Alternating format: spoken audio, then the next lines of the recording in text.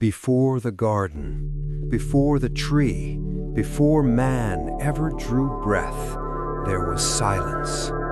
Not peace, not resting, but the kind of silence that follows a command already spoken and never repeated. Scripture tells us the earth was without form and void, and darkness covered the face of the deep. Most imagine emptiness, but ancient readers understood something else. The deep was not chaos, it was restraint. Before light was spoken, something already existed. Not evil, not fallen, but unfinished. A creation without a place to belong, not meant for the heavens and not suited for the earth. God named everything He intended to dwell openly. Day, night, sea, land. Some things were never named, because names grant purpose, and this was never meant to continue.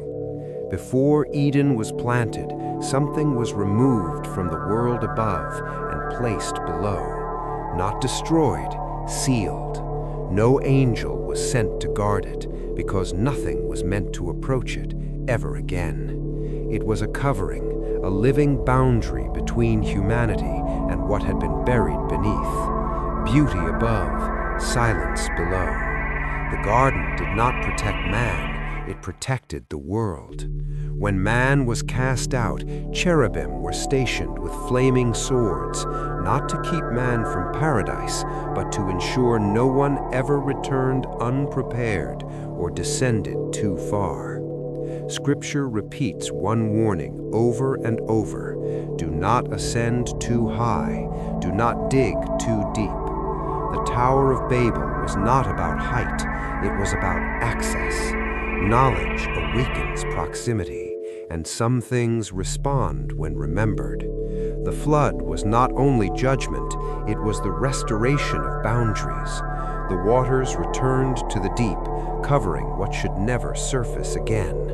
The ark was saved, but something else was pressed further down. They warned of judgment, they described visions of glory and fire, but when it came to what lay beneath, they were silent, as if the knowledge itself could not rise with them.